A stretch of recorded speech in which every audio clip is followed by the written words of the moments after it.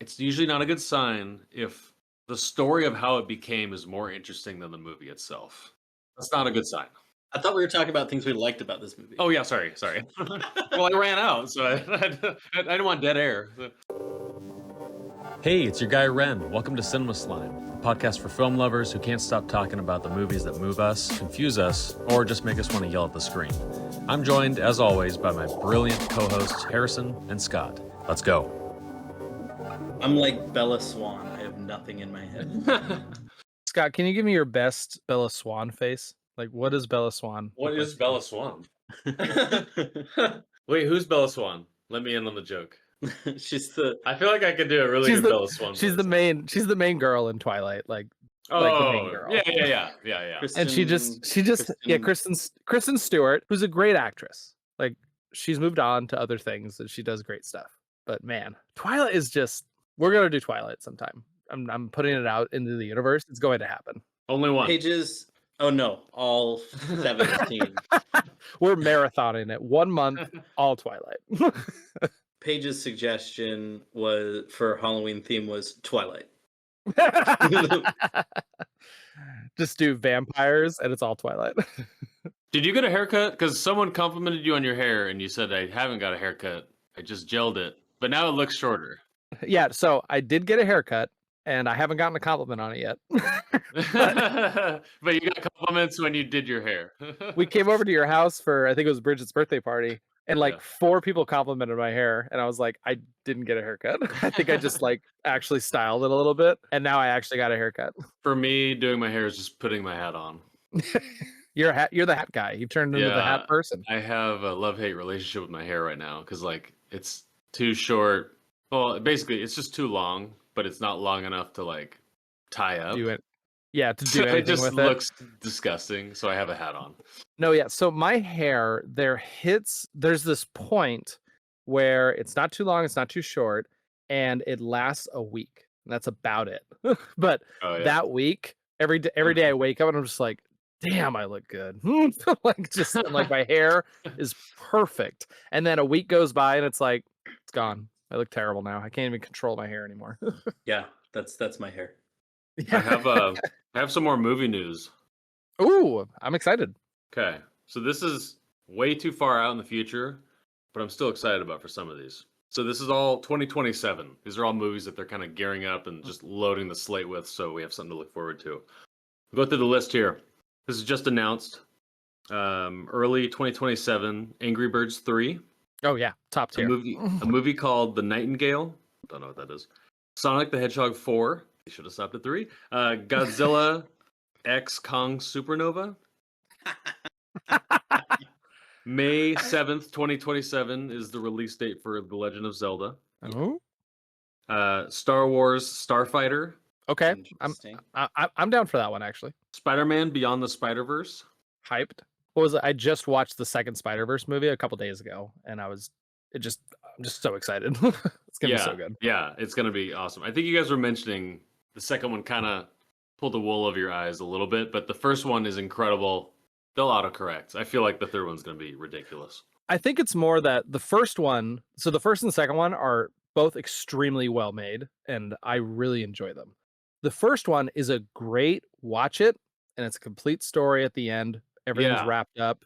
It's a very satisfying meal. The second one, you watch it and and the whole time you're watching it, you don't really realize like, oh, this is part one of 2 parts. Like it ends in a way that you're like, oh, now I need to watch the next one.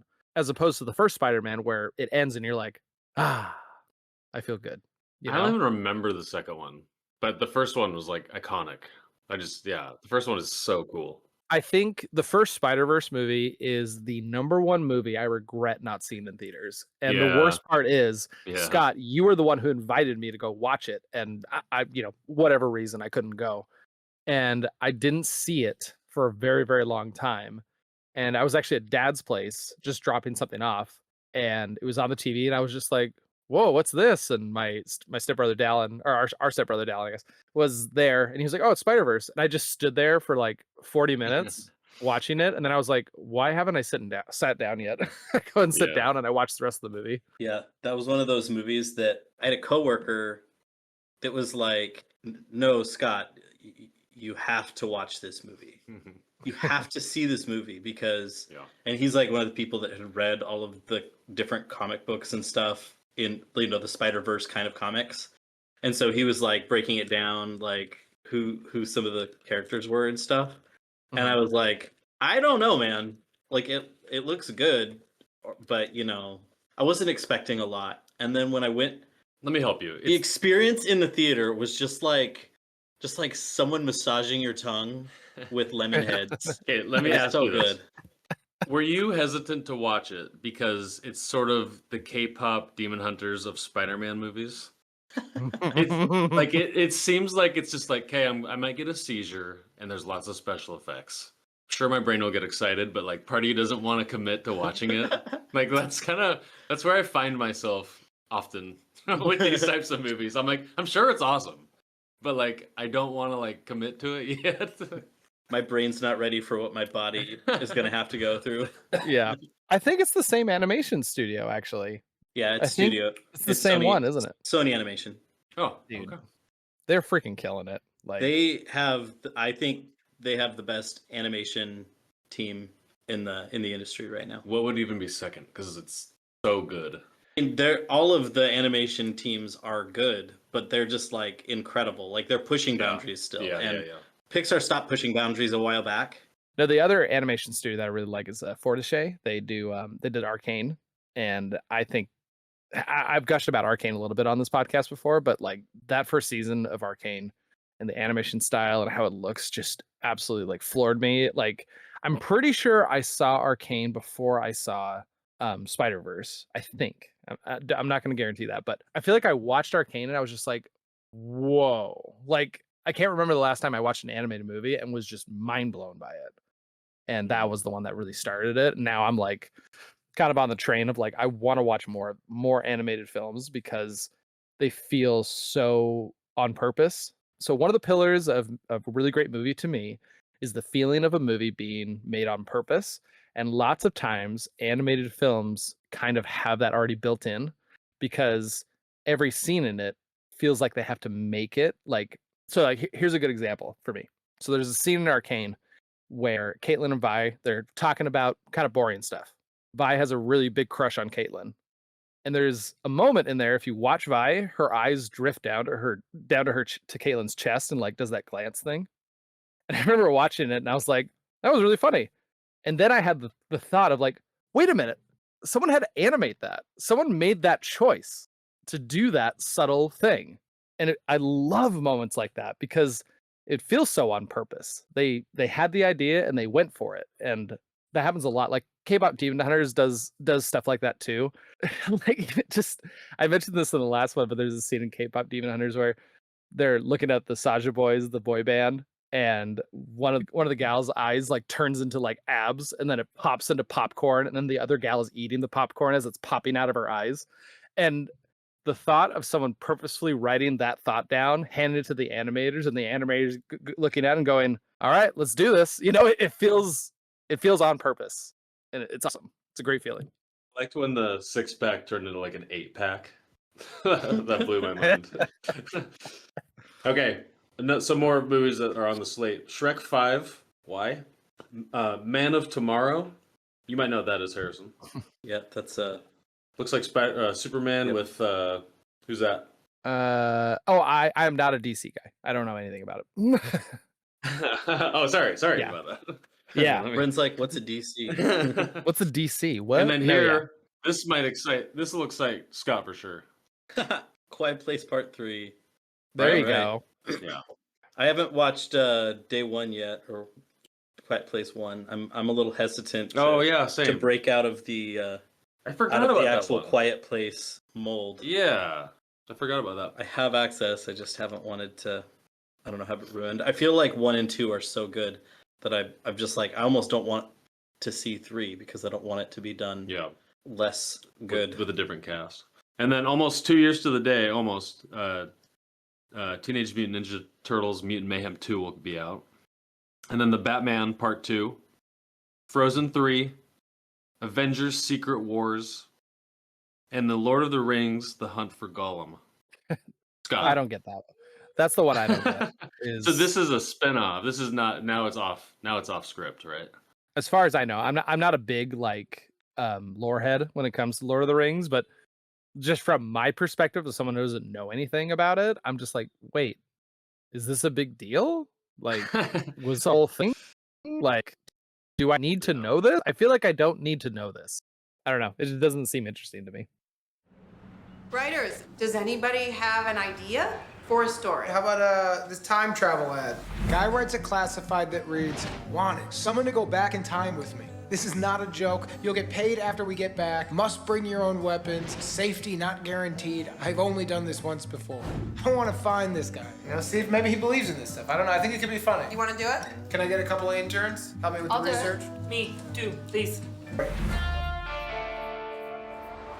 What'd you get? Got his name, where he works. What makes you think he won't slam the door in my face, too? Probably none of the other people were beautiful girls. Easier now. Do you sell guns here? Something sexy and affordable with killing power? Sorry, pest Well, problem? if your ad had been written properly, I may have a better idea of what I need. I hope you worked harder on your calibrations. My calibrations are flipping pinpoint, okay? You ever face certain death? If it was so certain, I wouldn't be here, would I? I think you're ready for the next steps in basic training. I think I'm getting better than you. But let's not get ahead of yourself here, okay? I'm certain I'm being recorded. I'm certain I'm being followed. What's wrong with this guy? What makes you think there's something wrong with him? Because he thinks he can go back in time. What are you going back for? The mission has to do with regret, mistakes. No matter how tempting it will be, we're never, ever gonna say, hey, leave your Star Wars figurines in the box because they'll be worth like hundreds more. So, Kenneth, why are you looking for a partner? The world is mostly full of jank holes. Take these creepy glasses off and put these on you. That dude right there crushes chicks. I believe that there are purists out there, and that's why I put that ad in the paper. I think you're ready. I trust you. You should. There are people following him. There are really people following him. This is intense. Going 15 miles an hour. You come to that launch site, you take my hand, and I'll show you who can't time travel. What's your story about? I don't know anymore, actually. It's my hope that if you're watching this video, something incredible has happened.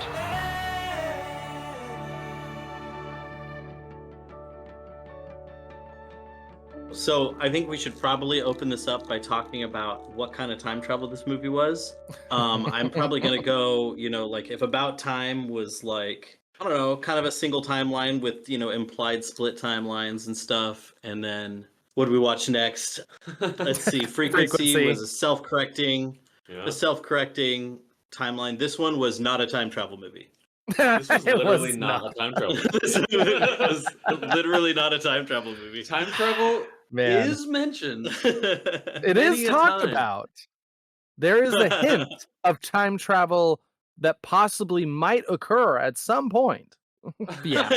No, honestly, I think part of the reason I was a little bummed on this movie because I was like, oh, well, that wasn't what I thought it was going to be. Whose list was this from? This is Harry's. So yeah, this was on my list, and the one thing that's kind of tough about, like, I love doing these themes, but sometimes it can be a little tough because sometimes I have to get recommendations just from people online. And so someone recommended this to me, and it's like, oh, it's about time travel. Like, it's all about this guy trying to find somebody to come and join him on this adventure to time travel back. And it's the experience of them prepping to do it and everything. It's like, oh, okay, that sounds kind of interesting. And then you watch it and you're like, that doesn't count. Like, just because the guy's looking for someone to time travel with him doesn't mean it's time travel. So I'm not going to apologize for putting this movie up because I think it's a pretty, I don't know, in my opinion, I'm like, look, it's a pretty, like, anybody could have made the mistake. But I do wish there was more time travel in it. Well, when we were making our list, I was like, any time travel, so like even Galaxy Quest could fall into this category, even though they time travel 13 seconds in the last 10 minutes of the movie. Yeah. So this movie actually does have time travel in the last 8 minutes. Well, we'll get to that. Maybe it does, or maybe it doesn't. Yeah. Yeah, there's a question of, did it actually happen? I'm being an apologist. I don't feel bad about putting it on the list. That's all I'm trying to say. No. That's all, no, yeah. What I do have a problem with is the guy who recommended it to you, but it does go on the list. From a time travel, you're like, hey, what are good time travel movies? This guy straight up scammed you. You should get your money back. It's so true. It's just like, hold on. Like that was the worst thing was I asked the question and that was one of like the top 3, like the first 3 comments I got was, other, stuff and then safety not guaranteed. And in my head I'm like, "Wait, that was the first time travel movie you thought of was this one?" Yeah. So it just seems so weird to me. He's just like counting his money as he runs to the bank. I know, pretty much. That one you Facebook so comment he made. No, he scammed all 3 of us. But Pretty much. Harrison, let's start this show properly. This is from your list. We know why it ended up on your list. Let's get your little monologue. Sure. So the reason I picked this one because someone recommended it to me, and then I just go on IMDb just to get a small little taste of it, just to see what it's like. And I mean, it's got a really great cast. I mean, it's got Aubrey Plaza. It's got I can't remember his name, but the guy who played Nick in New Girl. He's also the voice of of one of the Spider-Man in the Spider-Verse, actually, like the dad one. So I was He's like, funny. this looks great. And then actually, when I was watching the film, like Kristen Bell, like just randomly pops up in the film, and I was like, whoa, what the fuck? Yeah. Like, this is a pretty intense cast for quote an indie film. So I was like, I'm feeling pretty good about it. The premise seems kind of interesting. And I mean, Aubrey Plaza is like, she's awesome. I really like her as an actress. Like her in Parks and Rec is just absolute golden. Like one of my favorite characters in the whole thing. So I was pretty excited about this film. And watching it, I wanted more out of this movie, to be honest. Like watching it, it's almost like I was watching the film and I was kind of making these little like, kind of alternate timelines where I was like, oh, like they could go this way. Oh, they could do this. Ooh, if they did X, X or Y or Z, that could be really interesting. And it just didn't go down any of those paths. And so it kind of just came back and I was like, I feel like this could have been something more. And it just isn't to me. I'm not saying it's a bad film, but I'm saying that afterwards I went, all right. And I went to bed. And that's about it. All right, Ren, take it away. Well, I want to hear what you have to say because you already told me you don't have much to say. So I'm going to force you to say something about this movie. So the reason I don't have much to say is because I finished the movie about 5 minutes before I got here to record the podcast. And he's honest, folks. He's honest. I haven't been able to grapple with the deeper themes yet. Oh, I yeah. haven't been able to come up with any half-baked philosophies to throw at y'all. So anyways, Western culture. I am definitely cooking on them live. So, so my monologue is I think I would never have picked this movie, first off. I don't like stories that are losers being jerks to each other the whole movie. That's just not my jam of kind of the movie that I watch. That said, I did enjoy it. Like, I don't think it was a bad made movie. And I like the story. I like that it's super non-traditional for a time travel movie. I like that. I like the idea of starting to theorize on this movie more than the movie itself. Like, I think it's a great, like, jumping point to care about it more after this podcast. I'll start off with some things that I did like about it. Mark Duplass, the main time traveler character who places the ad, I think he's awesome. I think he's great. I've seen him in a few things. The first thing I ever saw him in was this show called The League. It's like a fantasy football show. Anyways, I thought that show was really funny. And then just kind of looking into him and his brother, they're like prolific like script writers, they're actors, producers, they're all over Hollywood, and they kind of got their upbringing, gained their popularity from just doing all these different jobs in Hollywood. So they're not dedicated writers, they're not dedicated actors. I think that's cool. So I really respect that about it. And that's all I got. Oh boy. Oh man, that's brutal. Yeah. Just to stay, the character's name is Kenneth, I think is his name. Yeah, And I will say one prop I will give him, because I was actually very impressed with his character, which is kind of difficult because I know I've met people like him and the way he is, kind of that mall ninja vibe, and and I hate people like that. Like I can't stand being around people who act the way he acts. One thing, but just his skill as an actor, I feel like really showed, and it kind of got amplified. I was reading through just some trivia, a little background info on the movie, and this whole movie was filmed in 4 weeks, and him particularly, he had a scheduling conflict, and they had to do all of his scenes in 2 weeks, and that kind of blew my mind. Like, taking one of the main characters of the whole film, and they had to do all of his scenes within 2 weeks. That's just like, we mentioned it a couple times that people who make movies are absolutely crazy. Like just Iconic. just the concept of like, I have to get all these people together to perform this and to get into character and do X, Y, and Z and all that and plan it all out. Like it's just mind blowing. And the fact that they did all of his scenes within 2 weeks, just crazy. Yeah, that was cool. It's funny. Like I finished the movie, I had a very similar reaction to you, Harrison. I was just like, what? It was a mix of like anger and what you experienced actually. I was like revisiting I take notes on my phone like as I watch, and there's like 2 different times in my notes where I'm just like, there's not going to be any time travel in this movie. I actually, I've kind of got 2 working theories. I almost think the movie would have been better if she went into the woods to meet up with him, and then the credits rolled and you had no idea. Like, did he just murder her, or did they time travel, or did they run away together? It's up or to you to whatever. decide, yeah. Rather than like showing the cool CGI. I mean, that was fun and all. Oh, It was yeah. very time machine, all that jazz. But I almost wish that they had just let it be without, I don't know, stating it so strong. Well, the original ending was supposedly too flat, so they added the time machine at the end, like almost last minute. So maybe that is what happened, but it was still pretty flat, so I can't imagine what it would have been otherwise. Do you want to go back in time? Okay. Yeah. I was so blown away, like, as I've said this, but like I don't watch trailers, I don't read reviews, I don't do anything before I watch the movie. And I cannot believe how many positive reviews there are about this movie.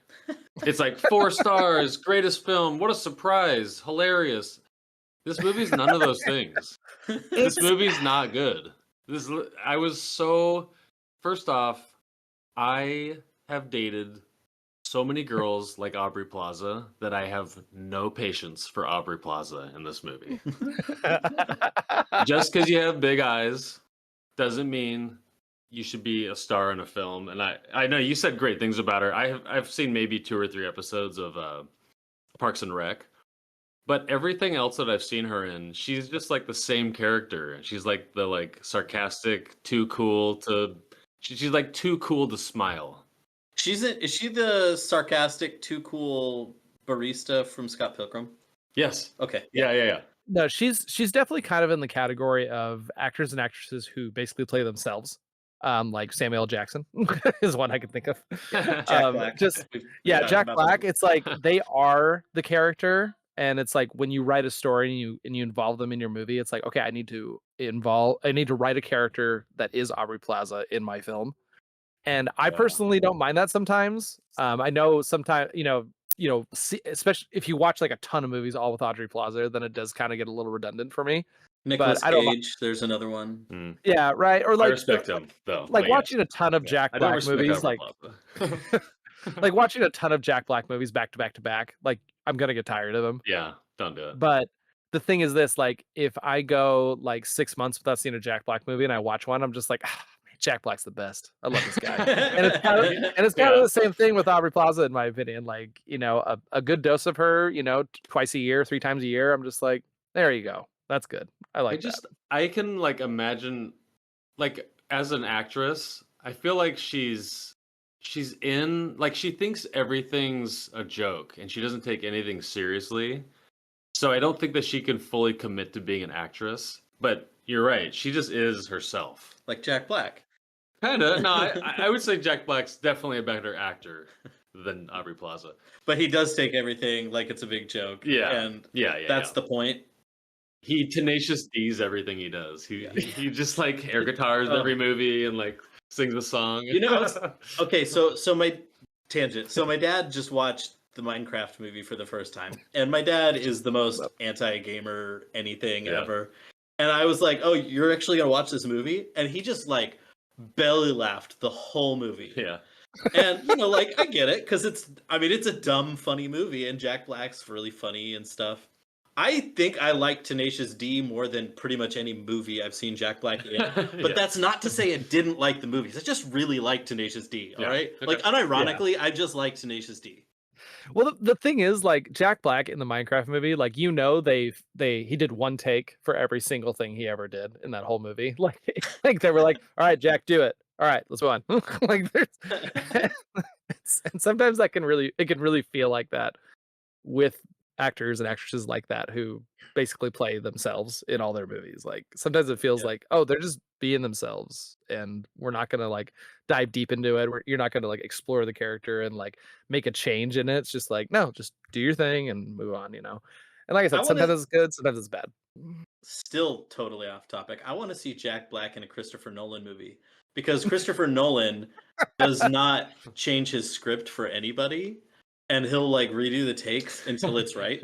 Yeah. So like, I just want to see somebody be like, "No, Jack, you're cast in this position, and you're gonna do it right." Oh my gosh. That'd be very interesting. I bet you he could do it. It was like, I Mhm. mean, in Oppenheimer, watching Robert Downey Jr., I was like, "Oh, that's not Robert Downey Jr. That's whoever he was playing." And you don't see that out of Robert Downey Jr. much, especially once he became Iron Man. He became just like Iron Man and everything. He was the quirky Sherlock Holmes. He was, and you were like, okay, that's the vibe I get, but not in Oppenheimer. He was exactly who he needed to be in the biopic. You're so right. Mm-hmm. So anyway, that's totally a weird tangent, but hey. Yeah. I have just another thought. I'm thinking about 2012 when this movie came out, and like the humor, quote unquote humor in this movie is just mean. It's just mean.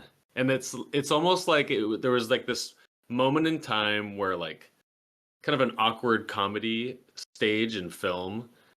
And this movie is funny to people. And like the whole time I was like, I don't like any of these characters.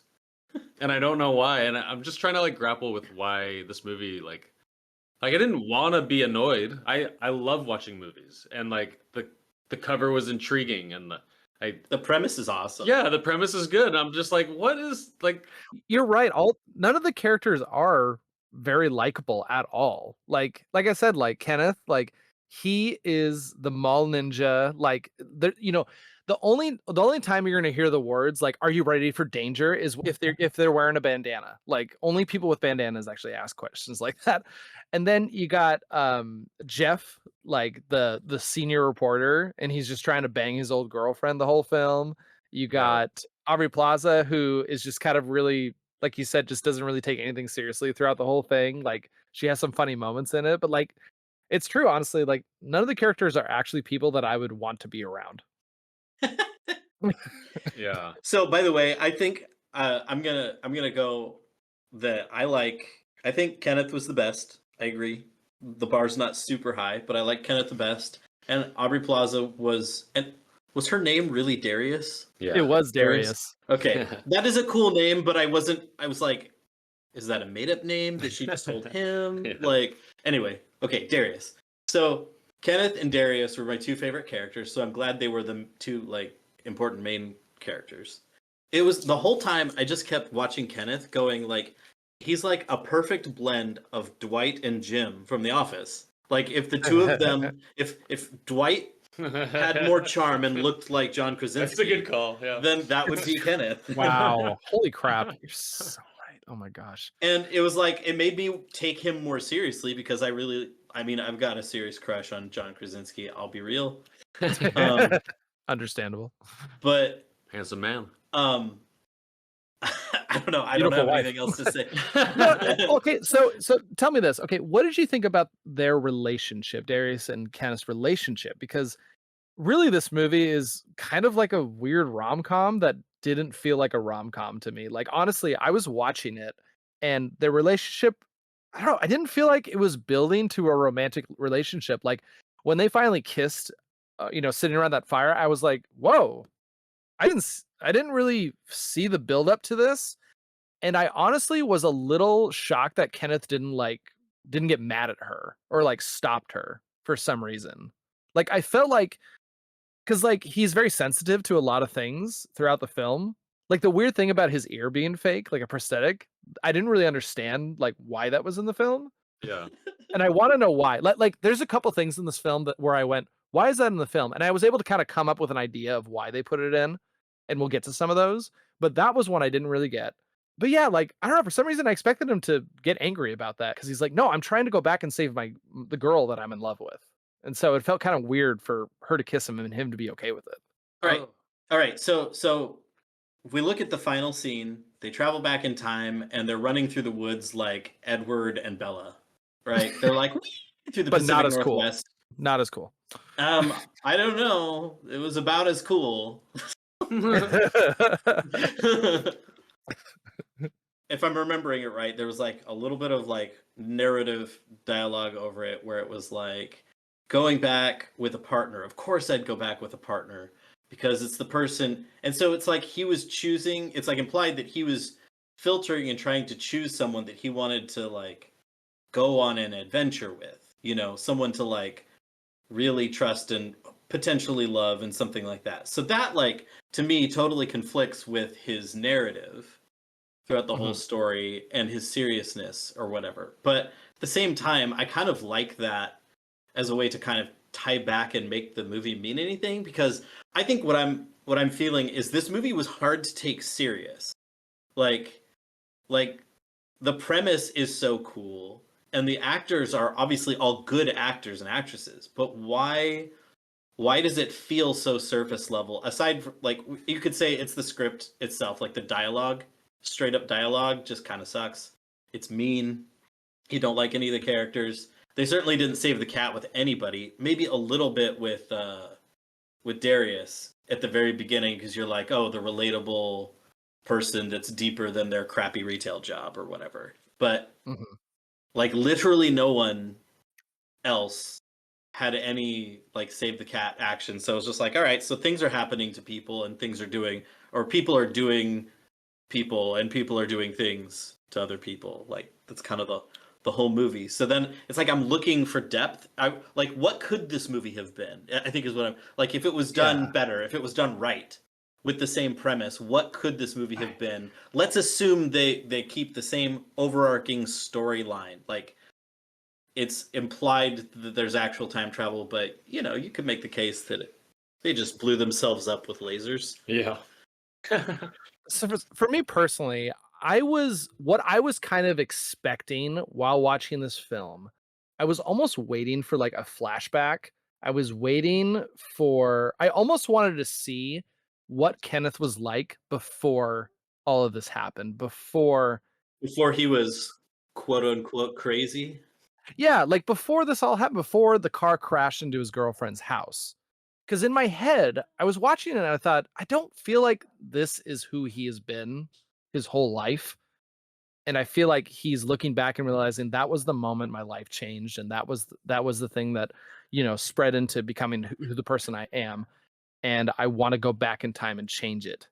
Like, I don't know. I was expecting something like that, and it never really came. His character was the same throughout it. And then when the movie ended, it was like, wait, so he is just like that. Like, that's who he is. He is that, you know, really intense person, extremely sensitive to everything, that mall ninja vibe that I was talking about. Like, that's just is who he is. And for some reason I was expecting for a reveal that that's not who he truly is.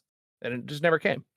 I like, there was no growth in his character to me. Like from the end from the start to the end, I feel like he was basically the same character who slightly opened his heart up to Darius. And that's about it. Have you guys watched Time Machine? The more recent remake from like mid 2000s, early 2000s? I've been wanting to. Man, I kind of like, I don't want to like keep extending the time travel, but like it's really interesting comparing this core theme of this mechanic of time travel, because it's so easy to then compare it to other movies. This movie has a really similar theme from Kenneth's perspective as that movie. That, you know, there's this guy, he's working on, you know, he's a smart guy, and he's got this beautiful wife or beautiful girlfriend or something like that. I think they might be engaged. Whatever. It's not important. They love each other. She ends up dying because some carriage like slips on ice and smashes into her and she dies. And he's like absolutely heartbroken. So he goes into the crazy frenzy side of stuff. And builds a time machine, goes back in time, and tries to save her from getting hit by that. But then the crux of that movie is that it doesn't matter how many times he goes back, she's fated to die. And so he just basically watches her die in a million different ways, because no matter what he does to stop it, she's going to die at that point in time. And so that movie has depth because it's about like letting go and regrets and like letting go of your regrets and stuff. You can't change your fate. Yeah, exactly. Totally ruined like the actual theme. There's a lot more that happens in the movie that's cool that I didn't talk about. So definitely worth watching. But the theme that I've been seeing across time travel movies, these three that we've watched, is that time as a mechanic is used to explore our past regret. And I never really thought of time travel that way, super like ironically. Like, of course, everyone wants to time travel back in the past, either for greed or to change some stupid event you did. You know, or I guess to save somebody. Or to hook up with Margot Robbie. Or to hook up with Margot Robbie, but then not. or not. Yeah. Make a good decision to not. Okay. Or have the opportunity, but don't take it. Yeah, and that says something about you. Because you're on camera. Yes. And Santa Claus is watching. Exactly.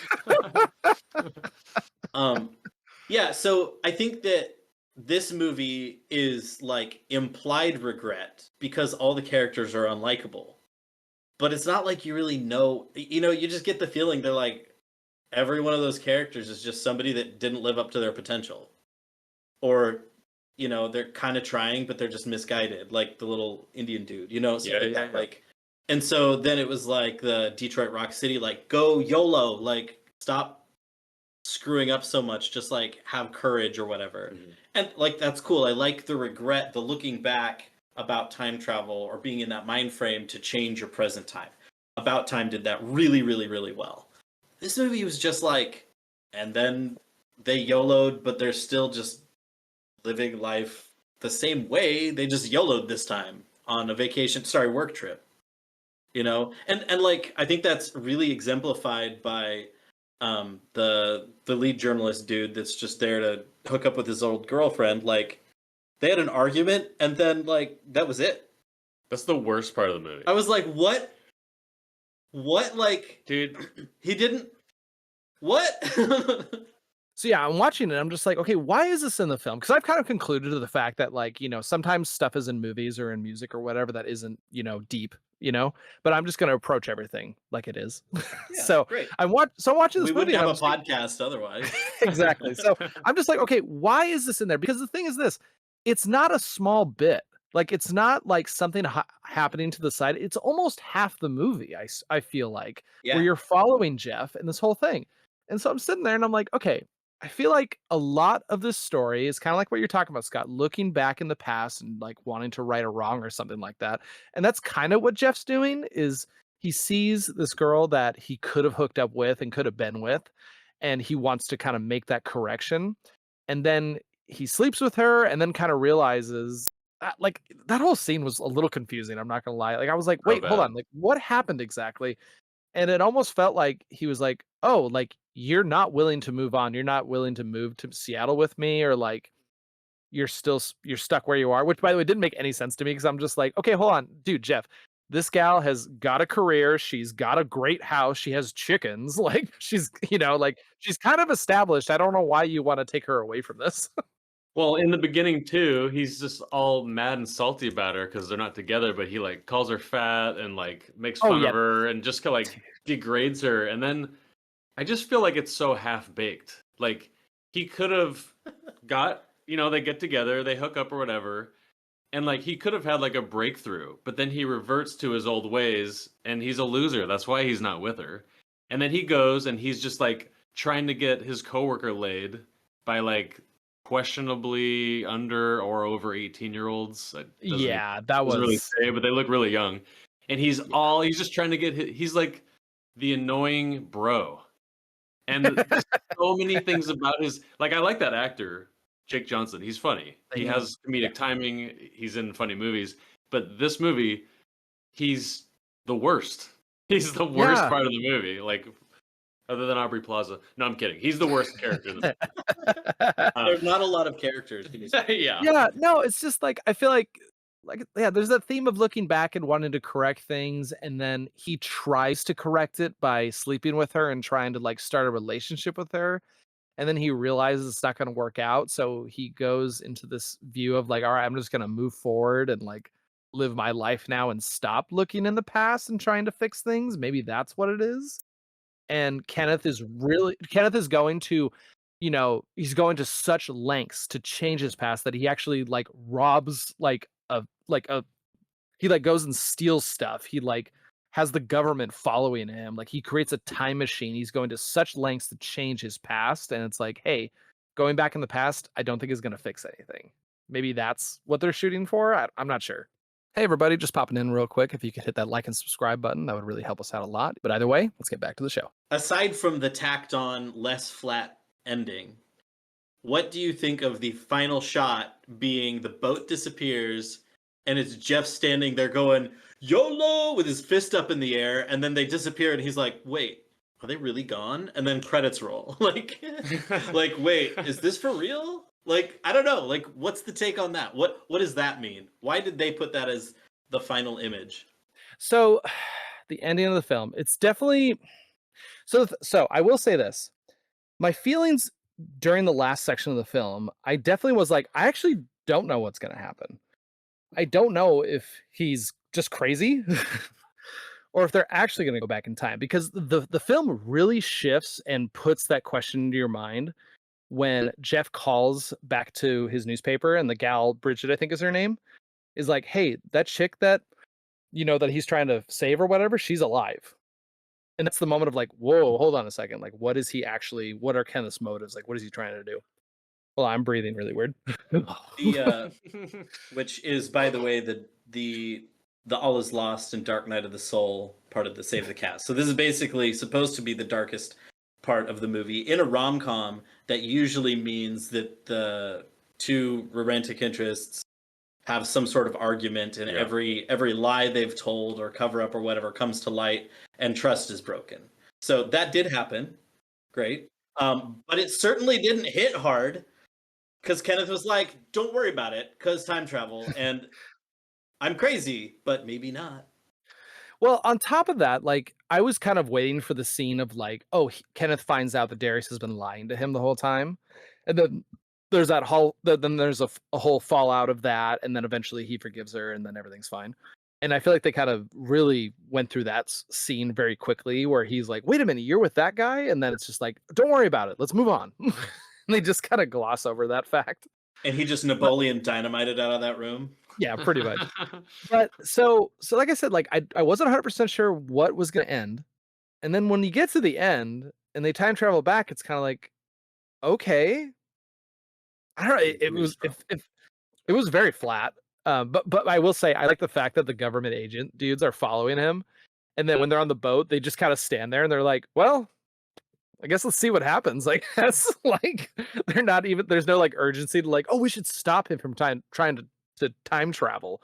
Like, we need to actually prevent this from happening. They're just like, well, we'll see what happens. I kind of like that point. There was no, it was basically as urgent as real life would have been. It'd been like, all right. So like a bunch of grown-ups are standing here on the beach.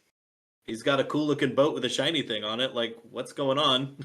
Yeah. Doesn't look like a weapon to me. Everyone seems amicable. There's no threat. Yeah. Yeah, pretty much. Yeah. You're right. This movie is getting the worse the more I talk about it. Did you guys? There was one part that the only part that made me laugh in this movie. The scene where they're in the van and they're stealing those lasers from like the lab or whatever. There's a scene where the van backs up, and if you look closely, it's actually driving forward, but they just reverse the shot, and you can see the exhaust like going back into the pipe. And that was the only time I laughed at the movie. Yeah, you have to find it. You'll be able to find it. It's hilarious. When you see it, you'll be like, how did I not see that? It's so bad. Oh my gosh. I do like that when they're stealing the lasers and the people in the office see it and they just kind of like awkwardly follow. They're like, wait, what are you doing? Like, I'm gonna call the cops now. And they just kind of like watch them steal all this stuff, and they're just this awkward, like, what? Like, what's happening? Was it as awkward as, oh look, a zither? Oh, yes. That was horrible. No, it's a bassoon. It's like a balloon with S's. Me Yes. personally, that scene wasn't horrible, but it definitely felt very like, wait a minute, actor who playing Kenneth, you could play this instrument? Let's throw it in there somehow. That's yeah, No, sure. Let's do it." exactly. No, yeah. Yeah. No, Mark Duplass does great. Whoever wrote the dialogue for Aubrey Plaza shit the bed. Let's be clear. It was horrible. I would never say anything bad about him. Okay. I do want to go over some things I did like about the movie because this has been a Wait, unfair but you have more than one fight. thing? Yeah. I like the line. Why do you have flames on your laptop? I thought that was pretty funny. I loved all the ocean shores, Washington Beach scenery. I thought that was awesome. I've never even been there, but I'm like, dude, that looks amazing. I want to go there. So apparently, like where they go, I think it's called Ocean View. I guess that's actually a place, and they actually film there. Like, which is very rare for movies. They usually don't film where they say they are. So I just thought that was pretty cool. I kind of wonder now. This is a little bit of a hot take. So I wonder if we three of us like didn't really have this movie land super hard because the setting is where we grew up. Like there's nothing special about any of the setting. That's not like an enchanted area off on the beach that's disconnected from life. Like we grew up right next to beaches just like that. And it is as stunning as they captured in the movie. I think they captured the Pacific Northwest coast beautifully in this movie. But at the same time, I think it really grounded this movie all the way down to like, so I woke up and I looked outside and then there was this movie happening and like it was just people walking around the neighborhood that I lived in, you know, like I see what you mean. like Yeah, I can kind of get it. wonder if people that watch movies in Ireland or something like that and they're like they see like the cliffs of Dover and they're like, yeah, not enchanting, that's cold. Not as cool It's as it not as seems. cool as you think it is. Yeah. I could see that. I mean, it's definitely different because watching it and seeing the coast like that, I was like, that feels nice to see that because that's Yeah. exactly what it looks like. I distinctly remember thinking like that's exactly what the coast on the west, the West Coast looks like, and And they didn't color correct it down like the Twilight movies did, where it's just like cold and sad. Yeah. You're like, no, like this is what it feels like. It's like the sun is warm, the wind is really cold. You wear a jacket and you put your hands in the pockets. Just doing research on this movie too, like this is all inspired by a real ad put in the newspaper. And there's this cool kind of like the people who wrote this movie heard about this ad and then they just kind of contemplated like what type of person would have put that ad in the paper and it led to this movie. That's cool, it's interesting, but it's usually not a good sign if the story of how it became is more interesting than the movie itself. That's not a good sign. I thought we were talking about things we liked about this movie. Oh yeah, sorry. Well, I ran out, so I didn't want dead air. To keep going what you were saying though, I think I was expecting more trauma, I guess. I don't know. Like talking about that, like what kind of a person would put an ad out like that? I guess I was expecting Kenneth to have more trauma in his life and for it to be a way bigger thing. I don't know. Like there really wasn't any emphasis on the fact that his girlfriend died. Like I feel like there wasn't a focus on that to the point of like, yeah, this was a really traumatic event for me. It felt more like, yeah, it happened and I wanted to change it. And that's it. Like it felt very flat. And I don't know, I needed more depth, I guess, to why he was doing this. Okay, so there's three outcomes for this movie. The first is what was shown on screen. He really did kill, like his girlfriend really died. He went crazy enough. He decided to go make a time machine and then went back in time, and in that process self-corrected that timeline and she didn't die to make him look crazy. All right, there's that one. Have you watched Frequency? Yeah, yesterday. Oh, yeah. The other option is he was crazy. He made up a bunch of stuff about his girlfriend died, yet he still invented a time machine, picked a partner, went back in time. Who knows where they're going through there. The third option, and the one that I'm kind of want to be because it makes the story more interesting, is that he was crazy, tried to kill his girlfriend's new boyfriend, his ex-girlfriend's boyfriend, stole a bunch of lasers, made a really dangerous machine, convinced some girl from Seattle who was lonely to climb onto a boat with him, and then they blew up and died. Yeah. And then everyone there at the scene is gonna think maybe they time traveled, but I just watched this girl get murdered by a psychopath. That does make That it is more interesting than the movie we watched. Dark, but more interesting. Way better. Way better, first of all. You know what? That does make it better. Okay, so the thing is this. So there's a moment in the movie where Darius is like, "Hey, your girlfriend is alive. You said she was dead." And then Kenneth goes, "That means it worked." I love that line. That's my favorite line in the whole movie. Yeah, so man, okay. So is Kenneth crazy? Or did it actually work, I guess? Or did he just kill this girl from Seattle Yeah. using particle accelerator lasers that he stole? It's fine. I don't even have the mental patience to even entertain this movie anymore. I hate that. I don't like this movie. I just have to say it. No, but if I could, I'm just thinking, like, while you guys are talking, I feel like they should have sped the ending up to the halfway point, and the second half of the movie could have been something like Frequency. Turn it into something completely different, because what we have is too long. It meanders. Maybe get rid of like the two people that she goes with on the work trip, or bring one of them and get him involved. There's so many different, better ways to make this movie more entertaining. So, okay, is the movie negatively affected by the fact that we don't see where they go? Like, or is that a good thing that we don't end up seeing where they go? I think it's better because we don't. Yeah. If I had seen them go somewhere and they actually showed up in the past, I would have been like, I don't know. I would have been like, so I have to take this movie seriously? Yeah. And in this way, I can potentially write it off and have it be a niggling little interesting story in the back of my head the rest of my life. And how could I do it better in the time travel story I'm working on? You know, like, that's what I would do.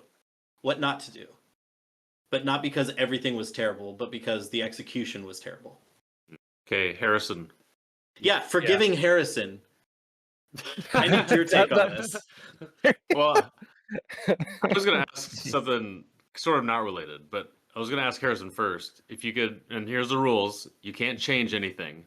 But if you could go back in time, when would you go back in time? Just to witness. When would I go back in time? Yeah, just to see. Just to witness. You can't get involved or change anything. Where would you go back to? Kind of a big question. It is a big question. So if I can't change anything, and honestly, if I could go back in time, I don't know if I really would change anything. I don't know if I would change anything. There's some rough stuff in in the past and stuff that it sucked going through, but I feel like it created, it's the person I am now. But if I want to go back and just experience something, I think I would go back to the Chris courthouse when the whole time we lived there.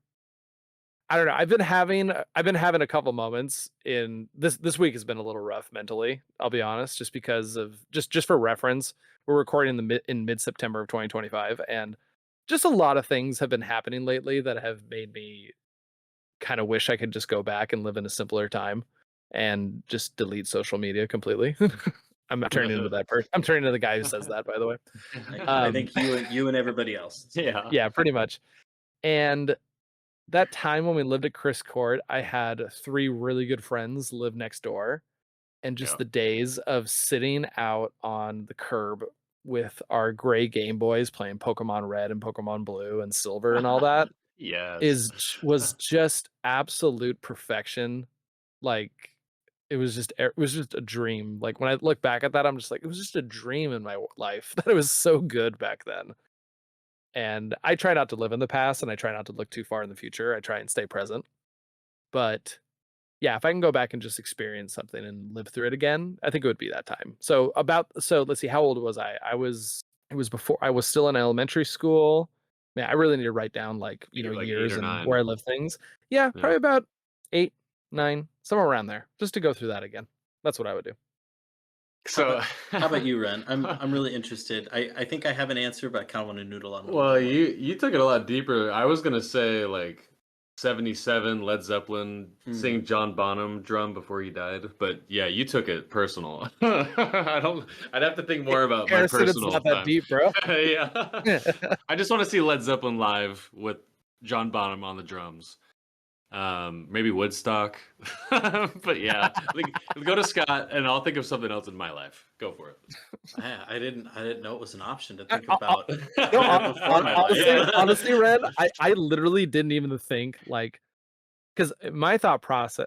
Okay, here we go. Hold on. Okay, wait. Let me take it one step beyond. My thought process when I go back in time is I go back in time. Like my body, myself, my mind goes back in time. I don't think about me going back in time, like the actual person I am right now. When you ask that question, my thought process was, if I go back to when I was 9, myself goes back. I'd just be the 9-year-old. It wouldn't be me. Yeah. It wouldn't be 33-year-old me. Yeah. So the concept of going past before I was born didn't even cross my mind. That's like all I think about. Yeah. Like I said, like I try and stay very present. So. Yeah, so I don't know where I don't think there's anything about my past that I would want to re-experience. I mean, I've got a few like gosh, I'm not saying this for my wife because she doesn't listen to the podcast. But I've got a few like falling in love moments that I would love to like feel those feelings again. Like was one time we were on the Portland Spirit tugboat cruise thing. Oh, yeah. At some dance, and I just remember just standing really close to Paige and pretending to care about dancing and just going like, I'm gonna marry this girl. And like those, I think about those a lot, those little like bits. I think that the dad in About Time had it right. Books. I would love to go back to like one period in time that just the day was blocked out for me to be selfish and just go back and just do whatever I wanted with my free time right then. Like just play the game all day long and then come back to that time another time and play a different game all day long. And just like read a book, whatever. And just, I love that stuff anyway, but I just don't have the time. And I respect my wife and family and other people enough to not selfishly take it all the time. So I think that's what I would do if I couldn't affect anyone else. I would probably just go back and have a selfish pocket of me time that I could just tap into whenever I was stressed out. Yeah. So me and Scott kind of have a concept of like the about time type of time travel where we shoot back. Like we actually go back. Yeah, I'm more of the time traveler's wife. By the way, I just want to say I love the fact that we're like 3 dudes that don't love rom-coms discussing the relationships in rom-coms. Yeah. It's like, what is this new concept? I'm getting my mind blown. Wait, what about you? What about you, Ren? Oh, I couldn't think of it. My brain is mush. I don't know. I think about the first thing that comes to mind. I'm not even saying this is my answer, but if I could relive the moment that my oldest was born, I would do that. Yeah. Well, dude, I almost fell over. And I think I almost threw up when Paige handed me, because I was just like, yeah, I like, oh crap, dude, I started like hyperventilating, crying, like it was the most intense happiness I've ever felt in my life. But yeah, to experience that again would be pretty cool. Something else, I don't know. I saw Daft Punk live at the WAMU Theater in Seattle. I wouldn't mind seeing Daft Punk live. That was amazing. Jumping off of your kids being born. so Nicole and I sort of have this relationship where if she's really pissed off, then I become extremely calm and extremely patient. We do a pretty good I've job noticed of, that too. Yes. yeah, it's just kind of the way it is. Like like neither of us can experience a very extremely strong emotion at the same time. Like we have to balance it or else our world falls apart sometimes. So when Amy was born, she's going through this extremely emotional moment and I'm just like, all right, Harrison, we're just gonna stay calm and everything's gonna be all right. It's gonna be good. All right, babe, let's do this. Oh, You're there we like, go. We have a look, we have a baby. whatever. All right, here we go. And so my moment of like, that extreme moment you had when your son was born, mine happened after she went to sleep. And I was like, okay, she's sleeping. Now I can have this moment. Oh, dude. Okay, just because you brought that up, I remember Allie was passed out, and I was doing skin to skin with Cash, and I just remember, yeah, dude, I had that moment then too. I was like, this must never end. It just always happens. But yeah, Like, yeah, pretty much. Yeah. So safety got not guaranteed. Pretty crappy. Yeah, But- I think we ready for reviews and slimiest scenes or whatever.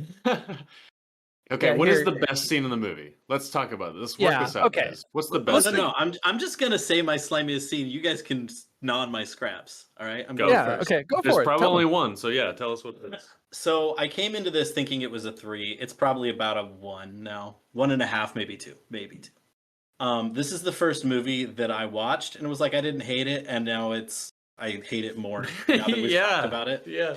Surprisingly, the slimiest scene to me is when Kenneth says, "Oh, it worked," about his, because it was the first time that there was like layers of implication and you had to choose whether or not you trusted this guy or not. And everything was so fast that it was like, okay, this could be the worst decision or the best decision. And that was like, I feel like the only good scene in the whole movie. All right, gnaw on my scraps, y'all. I vehemently disagree. The slimiest scene was the reverse shot of the exhaust the smoke going back into the exhaust. You will always remember But that to each moment. his own. All right. Was a 2, it's now a 1.5. Said it. This is the worst movie we've done so far. Like I don't even know what your rating is, but this is the worst Yeah. movie we've all watched. All right, So far. Scott, Prometheus or this? Because we all Dude, know you hate come on. Prometheus. Dude, You know, I actually, you don't hate Prometheus. I- You hate this movie. I don't hate Prometheus more than this movie. I don't know if I can positively frame that sentence. It's a negatively framed sentence on purpose. Dude, it had a $300 million budget. Yeah. Which matters. So did safety not 100%. guaranteed. No, okay. So so out of a 5-star, 2.5 is average, which usually means that it's an average movie to me is I watch the movie and I go, all right, and I get up and move, which is kind of what happened with this film. After talking about it, it's definitely worse. Yeah, I think it's like a 1.5. Like there's a few things in it. It has the semblance of something interesting. And I think you're right, Scott. I think really the only like slimy scene is when he makes that declaration. And that's about it. Like I like the actors. I like the actresses. I think they did a decent job. It's just I hate every character in the film. I never want to be around them ever. And I don't. Okay, yeah. If someone comes up to me and says, "Should I watch this?" I'd be like, honestly, no. Like you're fine. Please don't. Like just don't. Like do you yeah, like time travel? Then definitely no. definitely no. Although, if someone asks you for time travel movie recommendations online, definitely tell them this one. Yeah, pretty much. Here, okay. Just to wrap things up, I actually had a question for you guys. I wanted to ask. So, maybe it's just the types of movies I've watched, the type of quote unquote indie movies I've watched.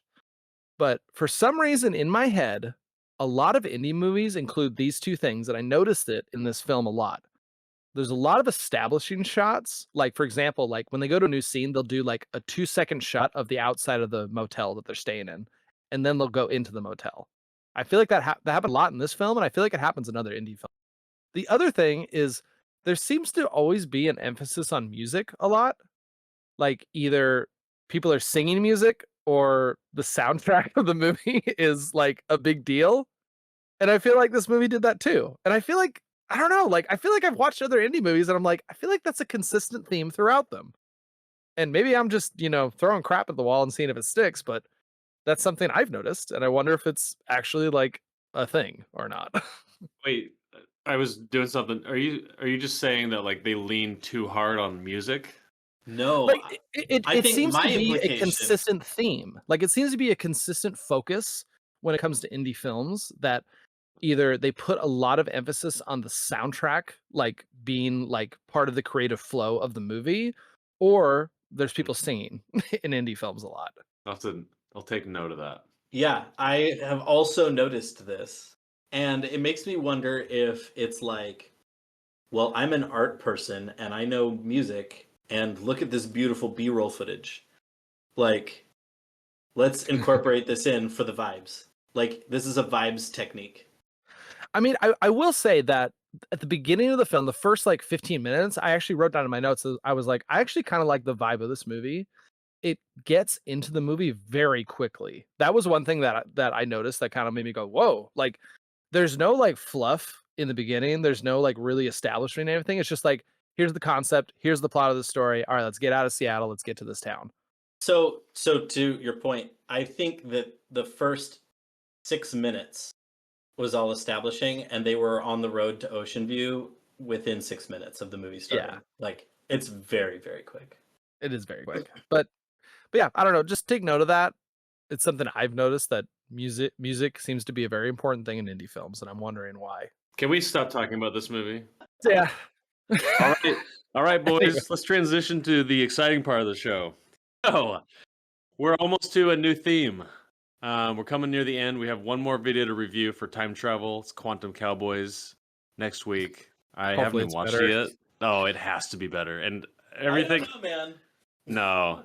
No, it will be better. I mean, I think it will be more interesting. I don't know if it will be better. Okay. I'll take anything over what we just watched. It looks really, really, really freaking quirky, really, really freaking indie. Yeah. And I'm kind of excited about that, Same. knowing what I'm getting myself into. Same.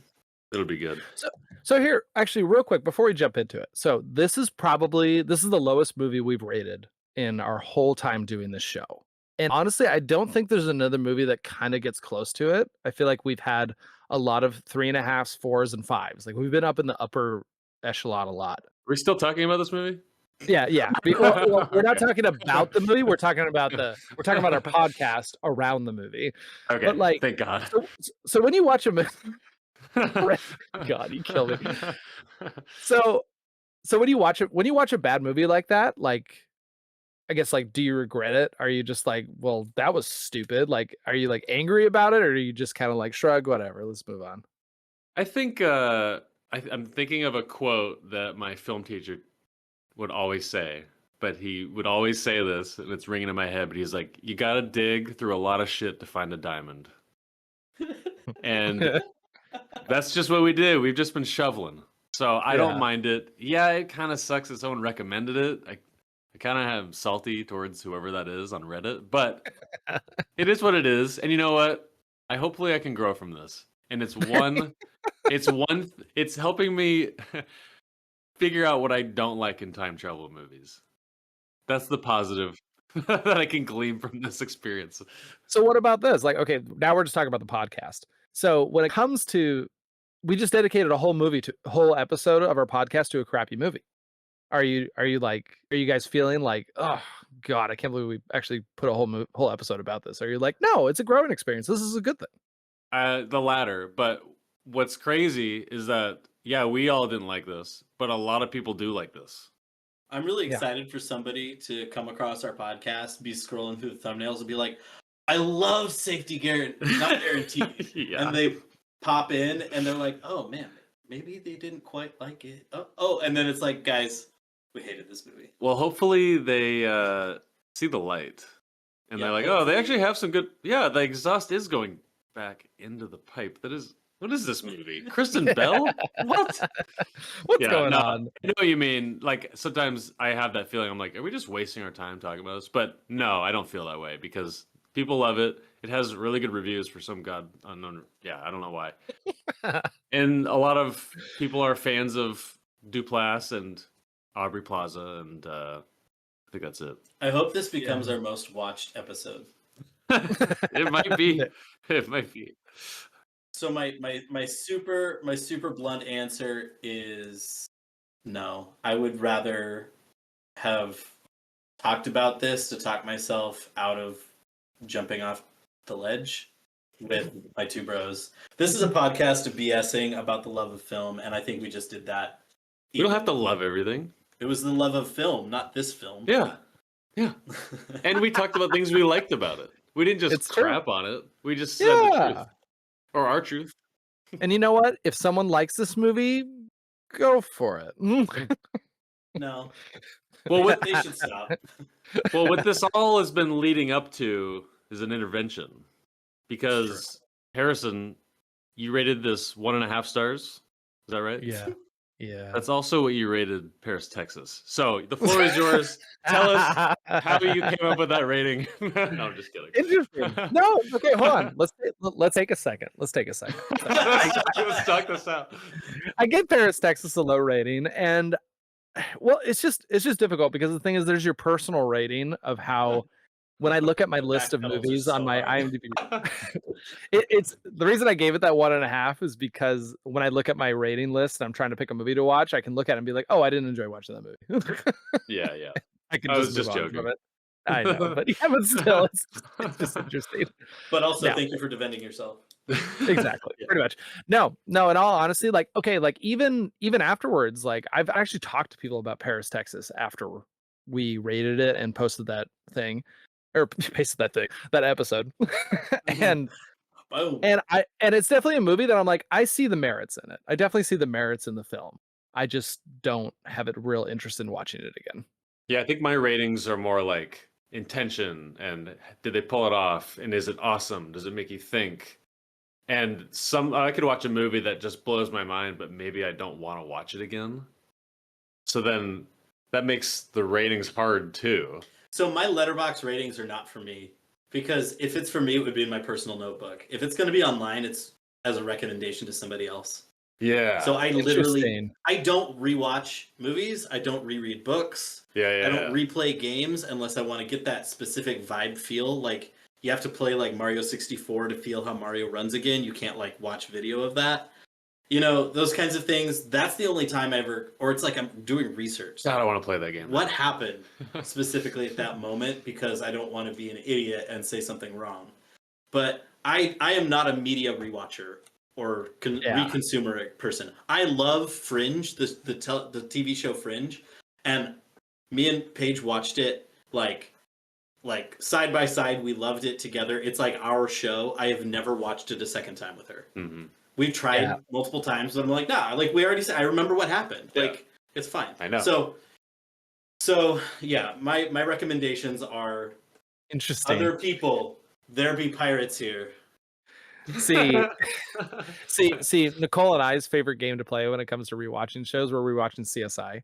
And, just really casual murder mystery show, basically. But our favorite game to play is we're watching it and we go, oh, wait a minute, that actor looks slightly recognizable. Like, he's not a big actor, but he's slightly in other things. I've seen him in other stuff. He's probably the murderer. And then he usually is slightly recognizable. But yeah, no, like, I guess I'm just the complete opposite, I guess. Like, I love rewatching stuff. And so my ratings online for me. And that makes sense. Because, well, the thing is this, like, look, like, I'm not, like, popular online. Like, people aren't like looking to me like, oh, I wonder what Harrison thinks about this movie. It's like no one gives a crap. Little did he know this podcast. Exactly. It's Famous gonna change last everything. words. Famous last words. But yeah, so yeah, it's mostly just for me when I read things. So we have almost gotten to the next part of this podcast. Yeah, almost transition. So 10 minutes. And we're officially gonna go now. Okay. All right. So in case anyone isn't familiar with our setup, every month we select 4 films, but first we have to select a category. The way we do that is we all select 2 categories. We're keeping things around the theme of Halloween or October-ish, and we're going to go over those themes now. Scott, why don't you start off? Yeah, so my 2 themes are psychological horror, So in the vein of like Shutter Island or The Lighthouse, just the ones that just like absolutely mind bend you, and you go, wait a minute. The whole time you keep in question, is this real or not? And I think that there's this goes into, I think the appeal of like Relia and Cthulhu and all Lovecraftian kind of stuff is you don't know whether it's real or not, and that's the whole point, is that you don't know, that you're freaked out by that. So obviously there's a lot of Halloween kind of movies that fall into that, but yeah, the main thing is the psychological horror. The second one is childhood trauma, and there's a lot of Venn diagram in this one, but I kind of wanted to keep this one like I've got a really personal like feeling towards The Shining. I watched it when I was a kid, and it really terrified me. The Shining could go on this list. This is a personal one for you. Was it childhood trauma for you?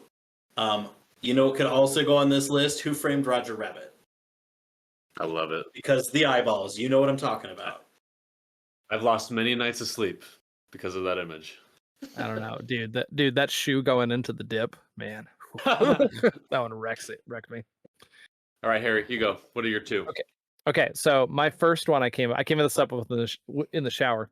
Actually, it is. Did Tim Burton do that? So this basically means any film that Tim Burton touched in really any way, either directed or produced or whatever, or more importantly, films that you think Tim Burton did or was involved in, and he actually wasn't.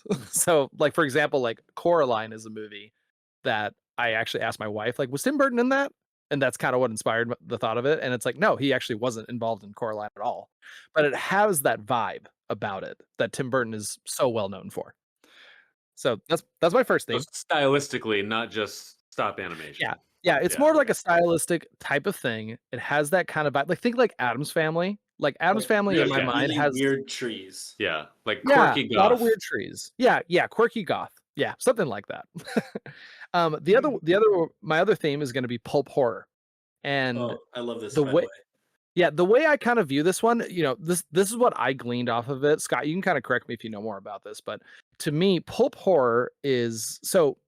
When most people think of a horror movie, they think of dread, they think of despair, they think of like darkness, and you kind of watch it and feel like crap afterwards. Pulp horror to me is sort of like there's a horror element to it, but there's a hero in the film who's going to go and fight against that horror. Like I would say like Van Helsing and The Mummy. Those are two movies that I would put under like quote unquote a scary movie or a horror movie. But there's a hero in there trying to fight that back and to succeed, and to stop that horror from happening. Yeah, so I would say like The League of Extraordinary Gentlemen or werewolf movies, stuff like that. In The Lost Boys, that kind of stuff. So the pulp part of this, and why I was so excited about it, comes from like the 1930s, 1940s like action adventure pulp fiction stories.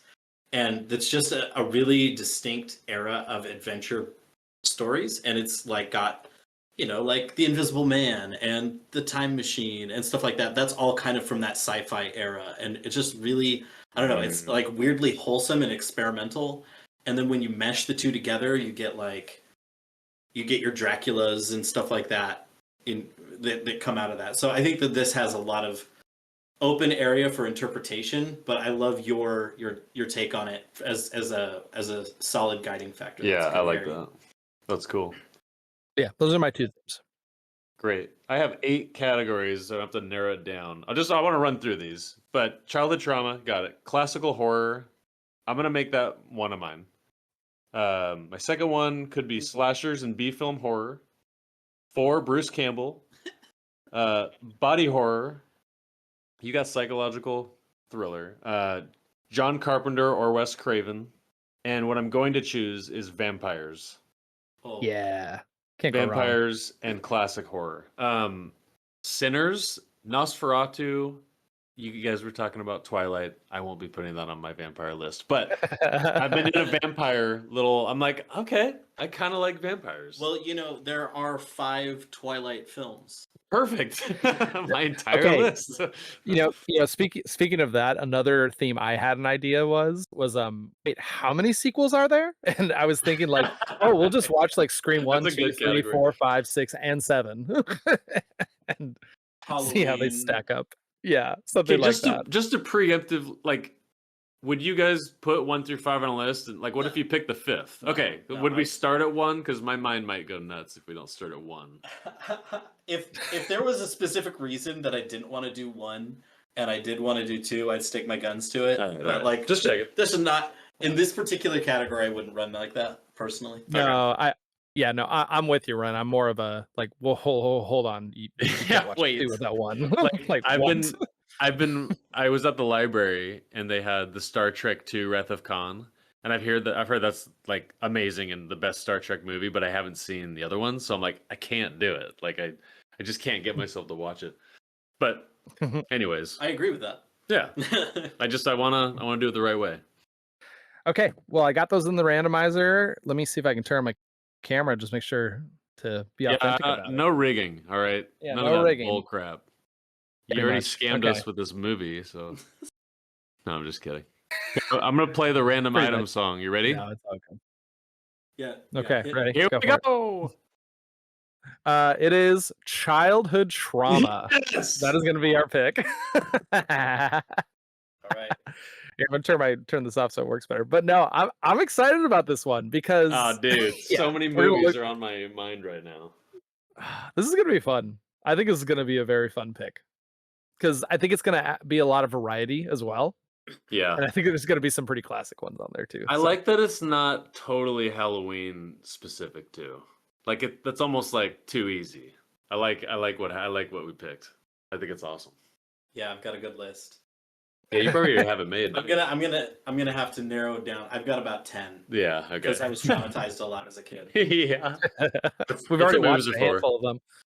We've already watched plenty of them, so just more. Bring it on more. Can the made for TV It be on there, or is it just strictly theaters? Yeah. Yeah. All right. Cool. No, why not? That's a full length film. Okay. Yeah, you're right. Okay, just had to clarify the rules. Sweet.